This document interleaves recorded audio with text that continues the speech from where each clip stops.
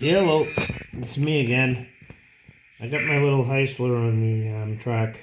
I bought this chassis and I made the shell and I posted a video before. So I made a shell of it and out of pieces parts. I wanted one of these trains, but I didn't want to pay for $150 for one that was going to have zinc past or fall apart or whatever, or didn't work. So I decided just to take a gamble on a chassis for a few dollars and make a shell. So I did. I made a shell for it. I made this, that, in the front cab, and put a light in the back and a light in the front, and I decided to, put DCC in it, but the only way to do that really was either a little tiny, real small Dakota, which would have probably burnt out from the original Rivarossi motor, because it's very hard to put an aftermarket motor on one of these things. It's not impossible, but it's very hard. So I decided that I would make the third truck, and what I got was I got a set of wheels with the gears and everything. I took the gear out, took the gear out of it, and I made this out of a little tender, and I put a cheap MRC DCC Dakota with sound in it. They're like $35 on eBay. They're real temperamental. You have to be careful. You'll burn them out. What I had to do to make this work with the Rivarossi motor. Now, normally you see videos and everything, and everybody's like, "Oh, you got to isolate the motor," which is true. You got to cut that off. But if your motor has an electric gear, or if this thing touches, even if you disconnect this, if this shell touches metal, it does not matter. It will, with cheap Dakotas, Digitrax, MRC, you will have problems. You'll end up with a runaway locomotive every now and then, and eventually you'll damage the damn thing. So what I found, because I've done a lot of these, that none of this motor, none of it, can touch metal. If you have a metal gear on there, it can't, unless it goes to a plastic gear, it cannot touch another metal gear. The bearing cannot touch metal. The casing cannot touch metal. Does not matter if you cut that off. For some reason, this motor, I never checked to see if I put capacitor on it would fix the problem, needs to be completely isolated. Now, what I tried to do on this one is I tried to isolate the motor from the frame completely, which I did. But then, of course, it has the metal gear, so it would cause the Dakota to short out, and it's no wonder I didn't even burn the damn thing out. I had to keep resetting it. So what I did was I took the wheels off. Behind the wheels, if anybody knows about Rivarossi, it's got this little disc thing that pushes up against the wheel that makes the rim itself come in contact with the axle.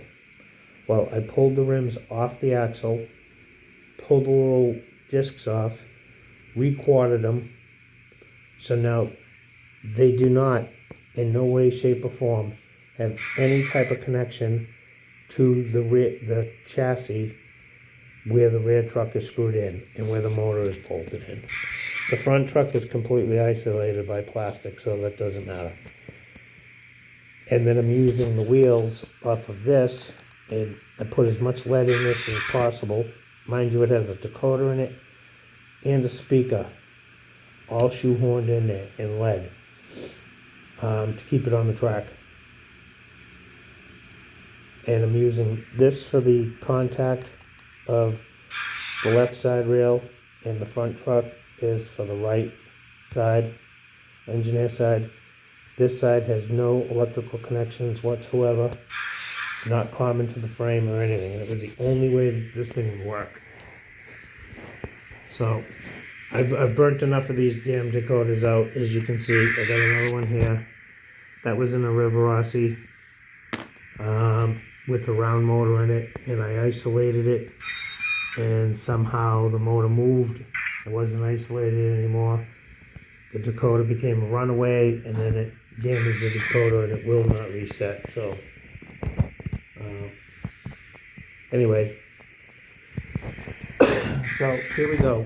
I got this is going to be speed step 1.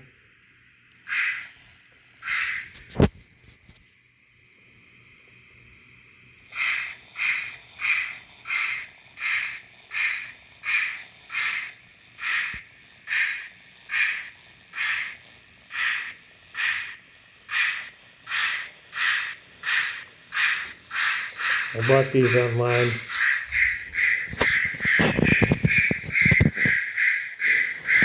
Those are actually Rivarossi as well.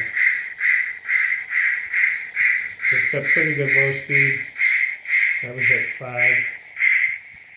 That's at 2. Speed step 2.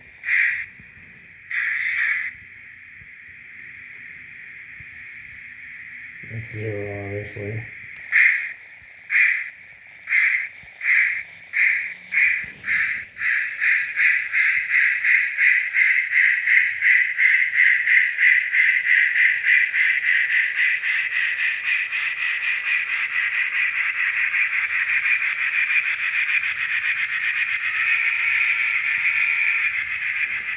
Now, there's 2 small capacitors in there for keep alive, but I don't have powered frogs, so that's what'll happen right there if you're not going fast enough. Plus the track's probably dirty. Yeah, I don't have powered frogs, so that track there is a steel track, so probably needs to be cleaned. Like I said, there's only 4 wheels picking up power. 2 of them are picking up driver's side, right side rail, and the other 2 are picking up left side. So it doesn't have that great of connectivity.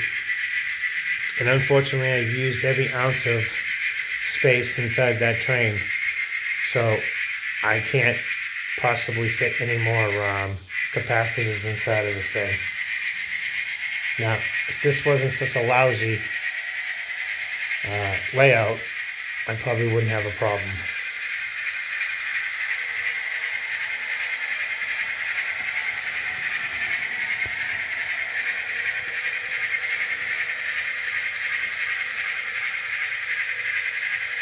I don't really know why I wanted one of these. I just did.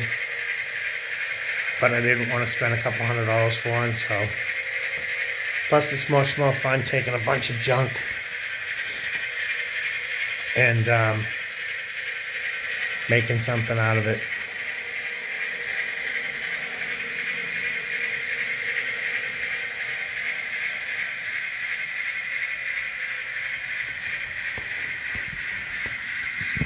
Anyway, leave a comment.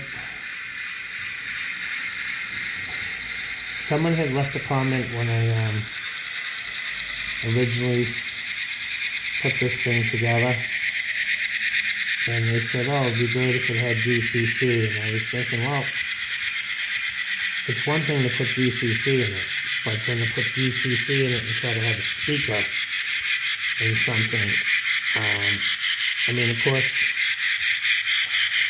you could use a decoder that has a speaker like this, but they kind of sound horrible. So,